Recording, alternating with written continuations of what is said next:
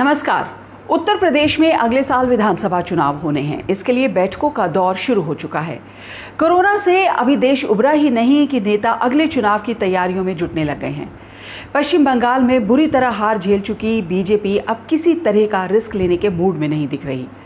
अटकलें तो इस बात की भी हैं कि मुख्यमंत्री योगी आदित्यनाथ के कामकाज से बीजेपी नेतृत्व खुश नहीं है और जिस तरह से योगी ने कोरोना मैनेजमेंट किया या कहें कि मिसमैनेजमेंट किया, उससे उनके अपने विधायक और मंत्री पहले ही सार्वजनिक तौर पर नाराजगी जाहिर कर चुके हैं।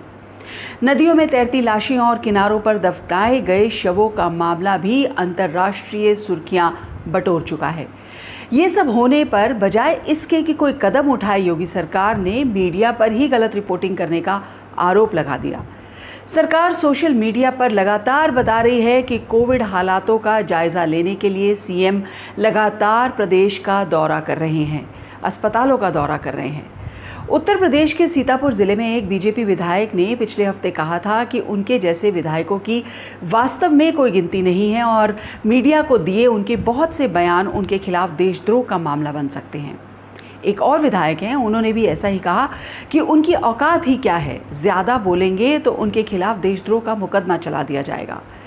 विधायक मंत्री अपनी सरकार के कामकाज से खुश नहीं हैं। लगातार चिट्ठियां लिखकर नाराज़गी जाहिर करते रहे, कभी वेंटिलेटर्स को लेकर, कभी अस्पतालों की अव्यवस्था को लेकर, तो कभी ऑक्सीजन की कमी को लेकर, पर योगी सरकार ने और योगी ने किसी की नहीं सुनी।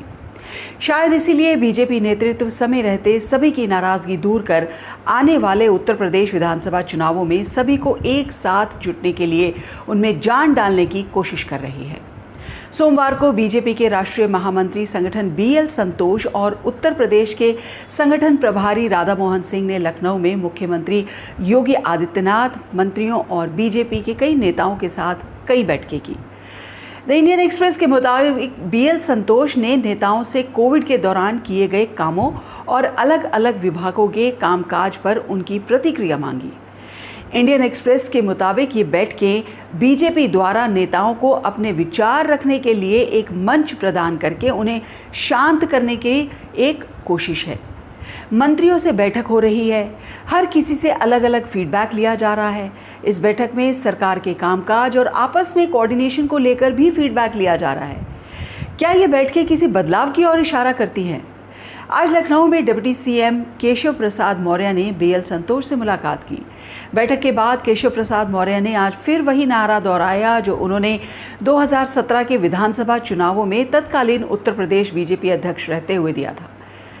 मौर्य ने कहा कि हम साल 2022 में 300 से अधिक सीटों के साथ ऐतिहासिक जीत प्राप्त करेंगे। उनके इस कॉन्फिडेंट बयान के बाद ऐसा लग रहा है कि उत्तर प्रदेश संगठन और मंत्रिमंडल में बड़े बदलाव हो सकते हैं। क्या केशव प्रसाद मौर्य को एक बार फिर से प्रदेश अध्यक्ष बनाया जा सकता है या फिर कोई और बड़ी जिम्मेदारी मिलेगी? दिल्ली से लखनऊ पहुंची ये टीम उत्तर प्रदेश में हाल ही में हुए पंचायत चुनावों में हार के कारणों का भी आकलन कर रही है।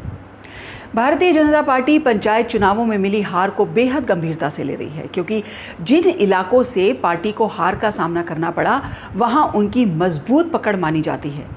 अब देखते हैं इन सब मीटिंग्स के दौर के बाद उत्तर प्रदेश में क्या बदलाव देखने को मिलते हैं, किसको क्या जिम्मेदारी सौंपी जाती है। धन्यवाद।